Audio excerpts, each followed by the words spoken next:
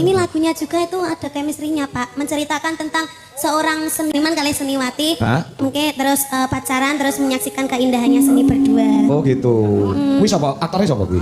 Aktornya sapa aktornya? Aktornya rahasia Bang. Oh rahasia. Iki jane lagu skep biyen apa? Lagi metu iki. Ora ditokne kan ben nyapa? Waktu-waktu